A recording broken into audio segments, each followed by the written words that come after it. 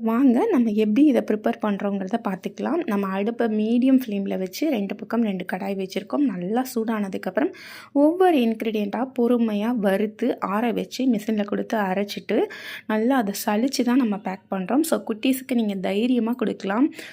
இப்போ வாங்க பச்சை பயிரில் என்னென்ன பெனிஃபிட்ஸ் இருக்குது அப்படின்னு பார்த்துடலாம். பச்சை பயிரில் அதிகமான ஃபைபர் கண்டென்ட் இருக்குது. டைஜஷன் கெப்பாசிட்டியை இன்க்ரீஸ் பண்ணும். நம்ம கான்ஸ்டிபேஷன் ப்ராப்ளத்தெல்லாம் க்யூர் பண்ணுது. வெயிட் லாஸ் பண்ணணும்னு நினைக்கிறவங்க, டயட்டை மேனேஜ் பண்ணுறவங்க இதை யூஸ் பண்ணலாம். அடுத்து கருப்பு உளுந்து, முழு உளுந்துங்க. அதில் என்னென்ன இருக்குதுன்னு நான் சொல்ல வேண்டியதில்லை. இடுப்பு வலிக்கெல்லாம் கருப்பு உளுந்து தான் எடுத்துப்பாங்க. கால்சியம், பாஸ்பரஸ், பொட்டாசியம்லாம் இருக்குது. நெக்ஸ்ட் ஒன் மாப்பிள்ளை சம்பா. இளவட்ட கல் தூக்குறதுக்காக அந்த காலத்தில் இந்த மாப்பிள்ளை சம்பாவை தான் சமைச்சு சாப்பிடுவாங்களாம். ஏன்னா இது இம்யூனிட்டியை அவ்வளோ பூஸ்ட் பண்ணும். நம்மளோட ஹீமோக்ளோபினை இன்க்ரீஸ் பண்ண ஹெல்ப் பண்ணுது. நெக்ஸ்ட் ஒன் கருப்பு கவனி. கருப்பு கவனியில் என்னென்ன பெனிஃபிட் இருக்குதுன்னு பார்க்கலாமா? விட்டமின் இ இருக்குது. புற ஊதா கதிர்